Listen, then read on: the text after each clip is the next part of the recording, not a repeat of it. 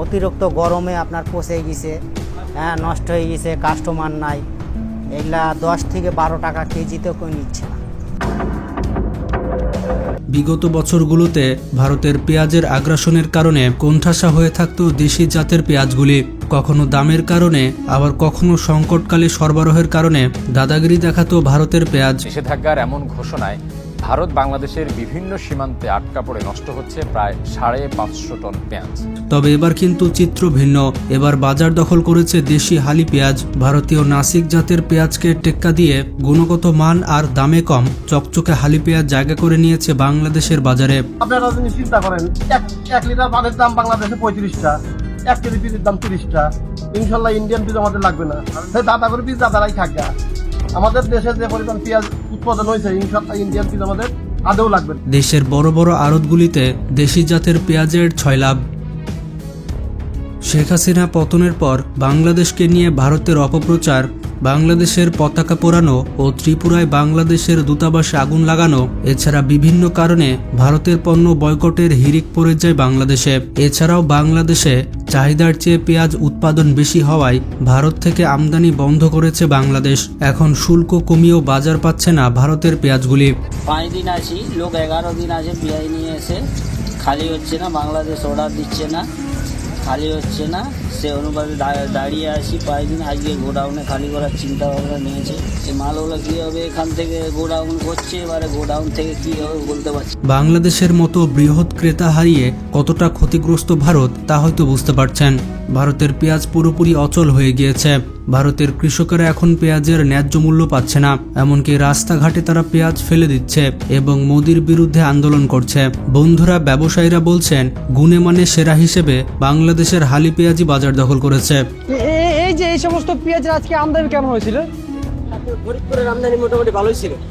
কি হালি পেঁয়াজ না মুড়িকাটা? ওটা আপনি হালি পেঁয়াজ। হালি পেঁয়াজ। দক্ষিণ এশিয়ার দেশগুলোর মধ্যে বাংলাদেশে পেঁয়াজের দাম সব থেকে কম। তবে বর্তমানে যে দাম চলছে তাতে কৃষকও বাঁচবে এবং ক্রেতাও ঠকবে না। ব্যবসায়ীদের দাবি, ভারত বাংলাদেশের বাজার দখল করতে পেঁয়াজ রপ্তানিতে শুল্ক ও দাম কমিয়েছে। আগামী 1 এপ্রিল থেকে পেঁয়াজ রপ্তানির ওপর 20% শুল্ক প্রত্যাহার করছে ভারত, অর্থাৎ বিনা শুল্কে পেঁয়াজ রপ্তানি করতে পারবেন দেশটির ব্যবসায়ীরা। কিন্তু তাতেও চরমভাবে ব্যর্থ হয়েছে ভারত। গত বছরের 13 সেপ্টেম্বর রপ্তানির ন্যূনতম মূল্য প্রত্যাহার করে শুল্ক কমিয়ে 20% করে দেয় ভারত সরকার। সর্বশেষ গত 22 মার্চ পেঁয়াজ রপ্তানিতে পুরোপুরি শুল্ক প্রত্যাহারের কথা জানায় ভারতের অর্থ মন্ত্রণালয়, যা আগামী এপ্রিল থেকে শুল্ক মুক্তির এই আদেশ কার্যকর হচ্ছে। ব্যবসায়ীরা বলছেন, যদি ভারতের পেঁয়াজ বাংলাদেশে ঢুকে তাহলে কৃষকেরা মাঠে মারা যাবে। ঢুকলে মনে করেন যে তাইলে আমাকে ওই যে বাংলাদেশে যে পেঁয়াজ উৎপাদন করব, এই পেঁয়াজ তো তাহলে আর কৃষক বাঁচবো না। এছাড়া তারা বলছেন, বাংলাদেশে পেঁয়াজ রপ্তানি করতে না পারায় ভারতে বাংলাদেশের সীমান্ত এলাকাগুলোতে মজুত করা পেঁয়াজগুলি পচে যাচ্ছিল। এতে ভারতের কৃষকেরা ক্ষতির মুখে পড়ে। এই কারণে এবার পেঁয়াজের রপ্তানি শুল্ক সম্পূর্ণ তুলে দিয়েছে ভারত। বাংলাদেশের বাজারে এখন দেশি হালি জাতের পেঁয়াজ সব থেকে বেশি রয়েছে। আপনারা জানেন, দেশি মুড়ি কাটা পেঁয়াজ শুধু 1 মাস থাকে, আর মুড়ি কাটা পেঁয়াজ সংরক্ষণ করা যায় না। তবে বর্তমানে যে হালি জাতের পেঁয়াজ চলছে সেগুলো সংরক্ষণ করা যায়। দেশের পাবনা, ফরিদপুর, কুষ্টিয়া এবং রাজবাড়ী সহ যেসব জেলায় পেঁয়াজের আবাদ হয় সেখানকার চাষিরা হালি পেঁয়াজ সংরক্ষণ শুরু করেছেন। 700-800 টাকা মন বেশি, আর কিনে আনছে 25,000 টাকা। হ্যাঁ, আবার বদলা 3 বেলা খাওন, হ্যাঁ, আবার সার পানি নিরান। এই পেঁয়াজগুলি সারা বছর ব্যবহার করা যায়, যার ফলে এখন ভারতের পেঁয়াজ ব্যবহার থেকে বাংলাদেশের লোকজন ধীরে ধীরে সরে আসছে।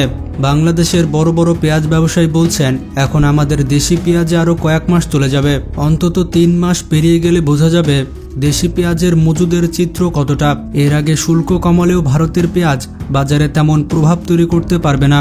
সরকারি হিসাব বলছে, বাংলাদেশে চাহিদার থেকে পেঁয়াজের উৎপাদন অন্তত 4 থেকে 6 লাখ মেট্রিক টন বেশি। সরকার যদি ইন্ডিয়া থেকে মনে করেন আর পেঁয়াজ আমদানি আমাকে বাংলাদেশে করে, তো মনে করেন আমরা এমনি শেষ। সঠিক পরিচর্যা ও সংরক্ষণের অভাব সহ নানা কারণে দেশে উৎপাদিত পেঁয়াজের 1/3 নষ্ট হয়ে যায়, যার কারণে বাংলাদেশ বাড়তি উৎপাদন করেও তার চাহিদা মেটাতে পারে না। এই ঘাটতি মেটাতে প্রতি বছর পেঁয়াজের আমদানি করতে হয়। তাই কৃষক ও ব্যবসায়ীরা দাবি করছেন যেন অন্তর্বর্তী সরকারের আমলেই দেশের প্রতিটি উপজেলা ও ইউনিয়নে পেঁয়াজের ওয়্যারহাউস তৈরি করা হয়। আর যদি ওয়্যারহাউস না তৈরি করতে পারে তাহলে দেশের বাজারে আবারও দাপট দেখাবে ভারতের পেঁয়াজ। গেল কয়েক বছরে দেশে উৎপাদন আমদানি বাড়লেও স্থিতিশীল হয়নি পেঁয়াজের বাজার। কয়েক সপ্তাহ ধরে চীন এবং পাকিস্তান থেকে টনে টনে পেঁয়াজ আমদানির পরও পাল্টায়নি চিত্র।